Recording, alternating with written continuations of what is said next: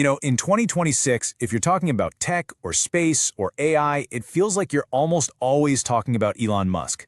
So in this explainer, we're going to break down how he built this incredible empire that is literally reshaping our world, and maybe even our future.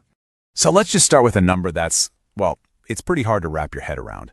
$726 billion. As of early 2026, yeah, that makes Elon Musk the richest person in history. But here's the thing.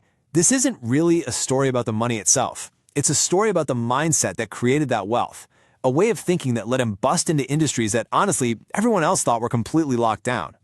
Which gets us to the big question we're tackling here. How on earth does one guy build an interconnected empire that stretches from tunnels under our cities all the way up into orbit? Well, the answer, the real key to his formula, it doesn't start in Silicon Valley. It starts with his unique educational foundation, a journey that took him from a childhood in South Africa all the way to the University of Pennsylvania. And this is the combination that really changed everything. See, he didn't just study business. He got dual degrees in physics and economics. That gave him the tools to understand two different sets of laws, the fundamental laws of the universe and the fundamental laws of the market.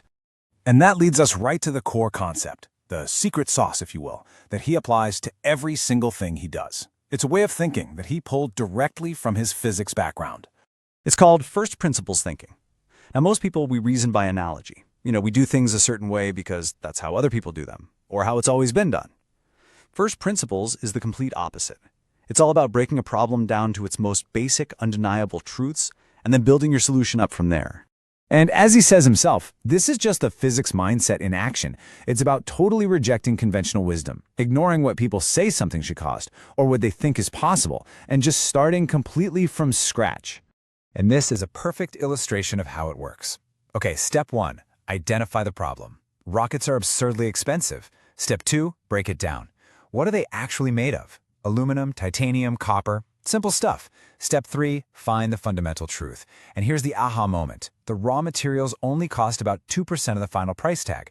So step 4, the new solution becomes obvious. Forget the overpriced suppliers and just build the rockets yourself. And boom, that's how SpaceX was born. So let's take a look at how he applied this formula again and again to build a portfolio of companies that would grow into a nearly trillion-dollar empire, all from this one really powerful idea. After selling PayPal back in 2002, he took one of the biggest risks in modern business history. He plowed nearly all of his $180 million into two ventures that just seemed impossible, SpaceX and Tesla. And for years, they just bled cash. By 2008, as you can see on this timeline, he was on the absolute brink of losing everything.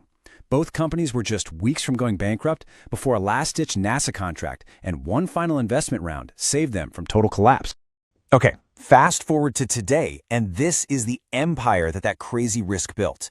Each company has a massive civilization-level mission, but you can also see the thread that connects it all, right?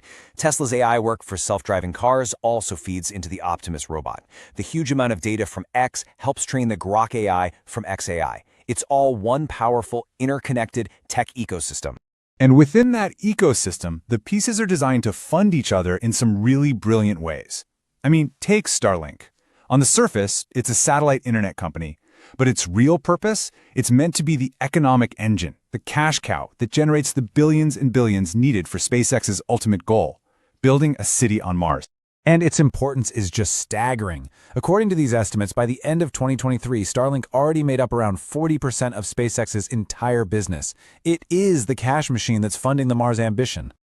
Of course, building an empire on this scale doesn't just create products, it creates immense power, massive influence, and, yeah, inevitably, a whole lot of controversy and complexity.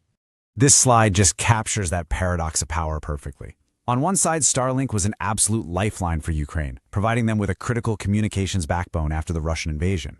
But on the other side, Musk reportedly made a unilateral decision to deny Ukrainian requests to use the network for an attack, essentially putting himself in the position of a geopolitical actor, making a call based on his own fears of nuclear war. And that paradox extends to his personal life. Here you have a man with the largest fortune in human history, yet he's sold off his mansions and claims to live in a $50,000 prefabricated house in Texas, and he often just sleeps on the factory floor. Now, to put his individual wealth into some kind of context, Let's look at this data from the Federal Reserve. In early 2024, the top 1% of Americans held 30% of the nation's wealth. The entire bottom 50%? They held just 2.5%. So the crucial point here is that his fortune exists within this much larger and growing trend of wealth concentration. All of this leads to some pretty big questions about the future. Many analysts believe he's on a clear path to becoming the world's first trillionaire, but his focus seems to be on goals that go way, way beyond personal wealth. His work today is really driven by what he sees as three core ambitions, not for himself, but for civilization itself, making humanity a multi-planetary species with a city on Mars, speeding up the world's transition to sustainable energy, and trying to ensure that the AI we build is ultimately a good thing for all of us. And that leaves us with one final and I think really critical question.